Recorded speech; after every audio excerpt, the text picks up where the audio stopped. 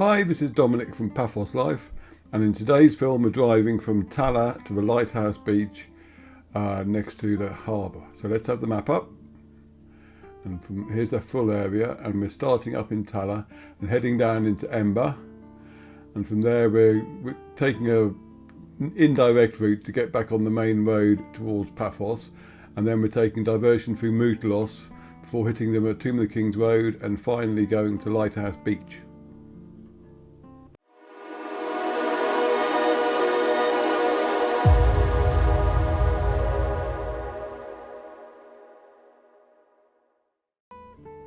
Now, how to say that when I made this film, and for all my time in Cyprus so far, I hadn't realised how big a village Emba was. I thought it was a small little thing. But in order to do a little bit of research for this film, so I actually had something useful to say, I looked it up on Wikipedia. And you'll get to that information in the ticks. At the moment, we're just leaving Tala. And according to Wikipedia, Tala is a large suburban village 6 kilometres north of Paphos, made up of many non-Cypriots, mostly British, who have moved here permanently or have a summer home in Tala. There's a monastery, it's 1 kilometre north, located 290 metres above sea level. I do not know why people are so obsessed with how high things are. Tala receives an average rainfall of about 520 millimetres. Grapevines, citrus fruits, locust, olive, almond and walnut trees, cereal, forage plants, vegetables and a few banana trees are cultivated in the region. And as far as stock breeding is concerned, it is limited. So that's Tala for you. There was a whole host of information on the monastery, but I won't go into that now. So we started this film on the bottom of the hill, opposite where Security Absolute Services is. So that's a good reference point if you want to know where we're going. And now we're going to be turning right into Emba, or Emba. It's various spellings, but I'd imagine it's pronounced Emba, E-M-B-A. Because Cypriots seem to pronounce a written P as B a lot of the time, which is why what you might think of as Strumpy is pronounced Strumby, etc. And it's slightly confusing because pretty much next to it is another village called Lempa, or Lemba.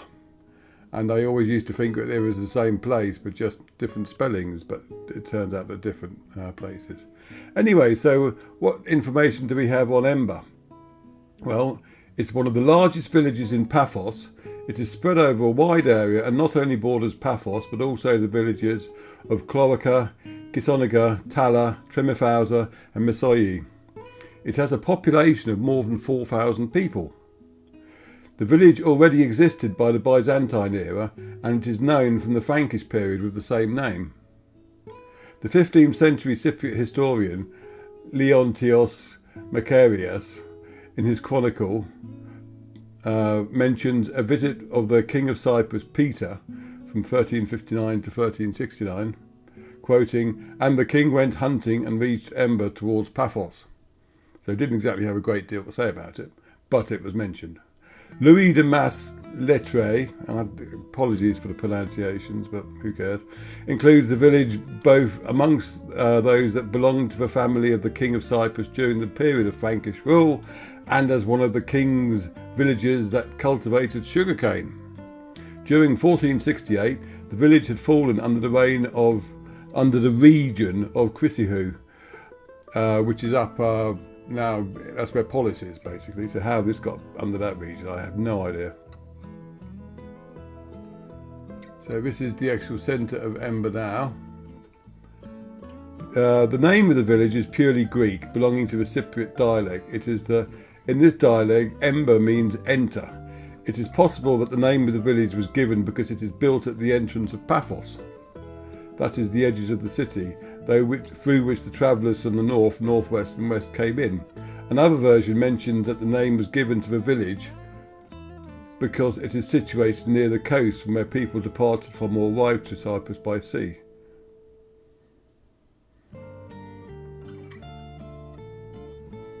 I'm just looking out because there's a point here there's a nice church there by the way. There's a turning here I want to highlight because if you miss it, you'll be going back to the main Tala to Paphos Road. It's just up here.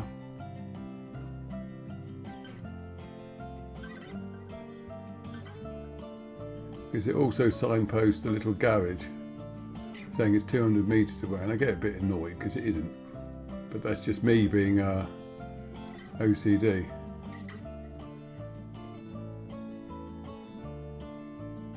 Right, it's just coming up.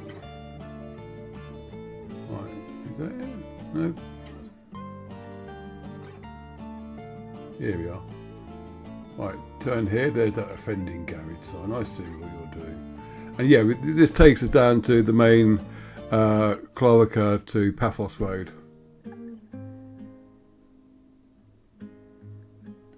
Whereas the other one would have taken us to the little traffic lights on the B7. This one will take us to Old Town eventually. And as I want to go to the Lighthouse Beach, that's why I'm going this way. Anyway, where were we with the history? It is mentioned that King Peter I departed for Europe from the area in 1362. The village is noted as Emba in medieval maps. So, it's quite an old place, and it's also very big. There are numerous monuments there, and it has a few shops and tavernas dotted along the narrow, winding road that runs through the village. Anyway, I think that's enough of Wikipedia for one day. So we're going to be driving down here, and then we'll hit the Chloraka to Paphos Road, where we turn left. Note the absence of any garage so far. It's certainly not 200 metres.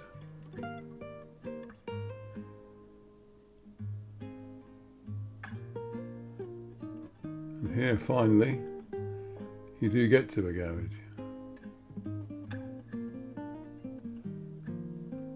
Now, on this road we will be approaching Paphos, and we'll get to the gateway to Paphos, which I've highlighted in the past.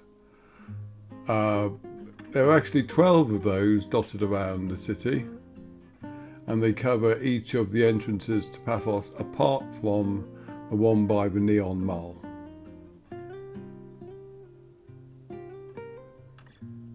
There are a lot of shops along here. For some reason, a fair amount of pet shops and second-hand furniture shops. So if you're looking for a cheap desk for your budgie, come here. There's a nice church on the left there, though.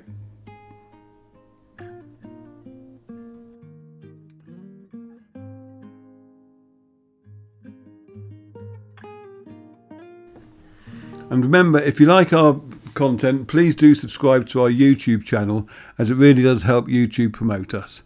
And if you want to help us financially, then go to our paphoslife.com/coffee page, and you can either send us coffee or click on one of the affiliate links.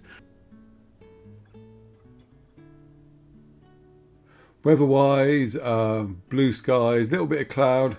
Could have been nicer, to be honest, in terms of lighting levels for filming, but that will do.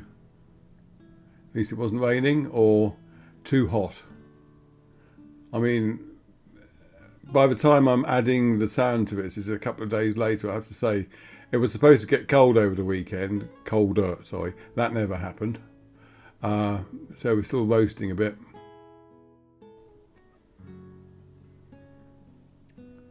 And when I've driven down from Timothusa in the past, that's where I come out at. Which means that the gateway to Paphos is just up here on the left, and Chloraka Green Point is up here on the right, though you can't turn here where you used to be able to, so don't try. Yeah, you used to be able to go there, but you can't anymore. It's a good job they put those bollards in, because prior to that people still turned there, and a lot of them were ending up getting fined, so now they can't get fined unless they drive through the bollards, which has happened a couple of times. So now we're in Paphos.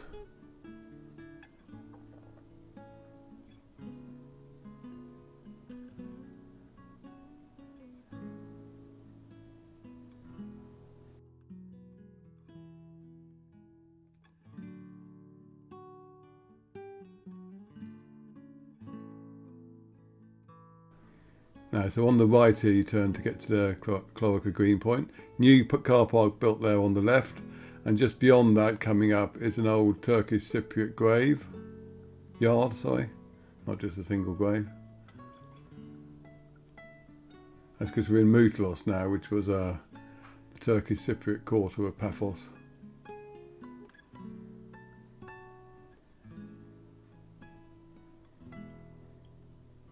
Hence the reason there's a mosque just down the road in Old Town.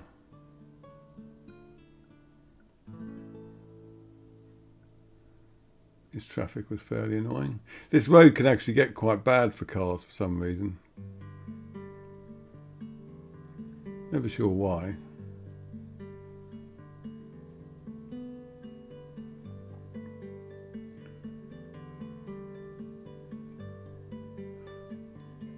Right, in a lot of films we've gone left up there to end them on Little, or at Little rather, but we're going to go right here instead to avoid all that traffic more than anything. I was getting fed up with it.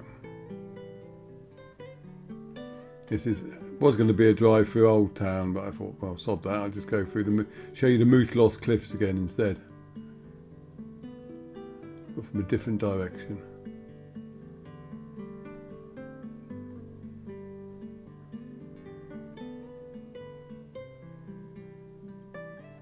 Down there on the left there is a good place to get your eggs.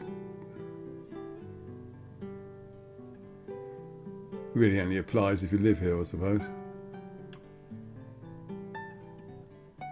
The necessity for cheap eggs doesn't really arise on holidays. Well, I hope it doesn't anyway. You're supposed to be enjoying yourself. Right, this is Moutallos area. I'll have to do an article one day just wandering around here because it's very pleasant. There's a big school up here on the right, and beyond that I think there's a new stadium they've built. Not sort of like Wembley Stadium size, thinking more like non-league or football sort of quality. I was going to say Sunday League, but that'd be insulting. It's better than that.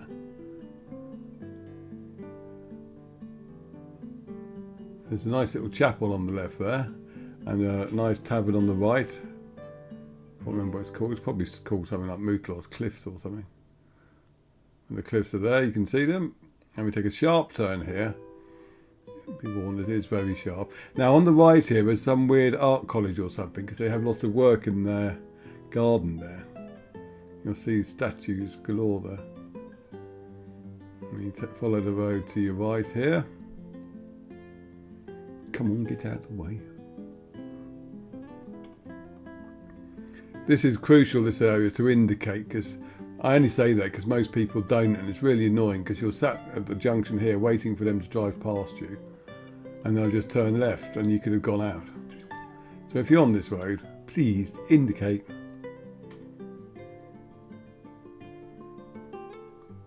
And we're turning left here.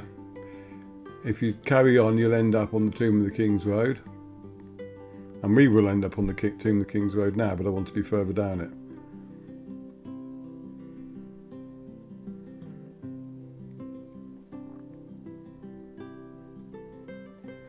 And this road runs below Old Town. You've seen it before in films, because I sometimes use it to cut up into Old Town. And it's also, there's that nice little coffee shop I did an article on recently.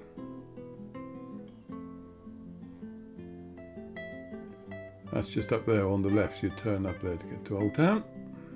But we're destined for Tomb of the Kings Road.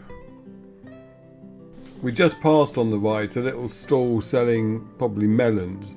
You get lots of these in Cyprus. You also get tiny little greengrocer type, well, fruit markets they're called.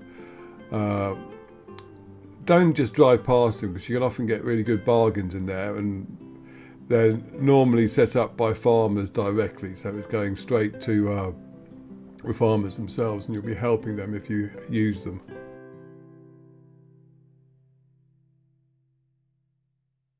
Never ceases to amaze me how much of this area is still completely unused. Someone is sitting on an awful lot of very valuable land.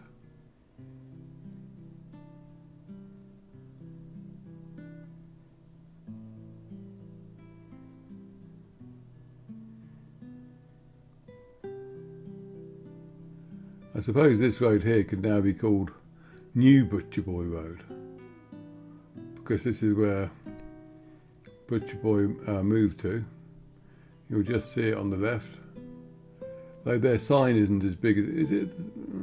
I seem to remember them having a bigger sign than that, but I might be wrong.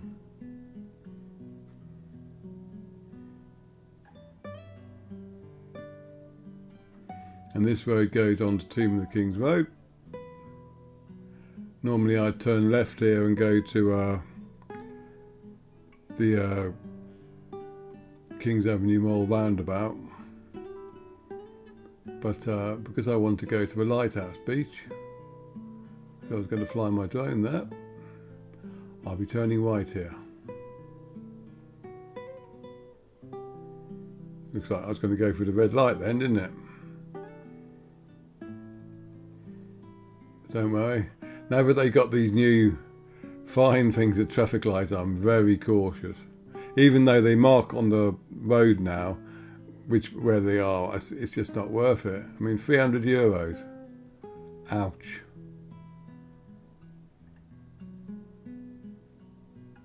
Right, I could have gone straight across there, but I'm going left by Duomo, so I can show you Elysium and all that sort of area. This is a more interesting route, really. There's Duomo.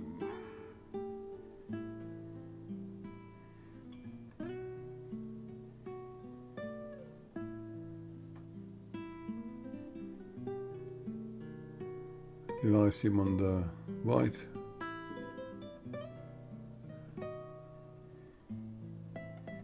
And then we'll go through the Paphos Beach Holiday Resort, which will be on our right. And I actually stopped just before Lighthouse Beach because I wanted to get a final view showing one of the new shade areas they've got for the coastal park. It's really nice.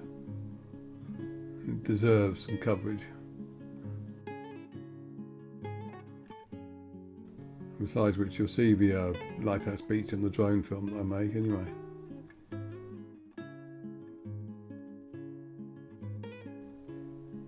And apologies to the lady who was meditating here, by the way. I flew the drone and got carried away, so the low battery alert started beeping quite a lot.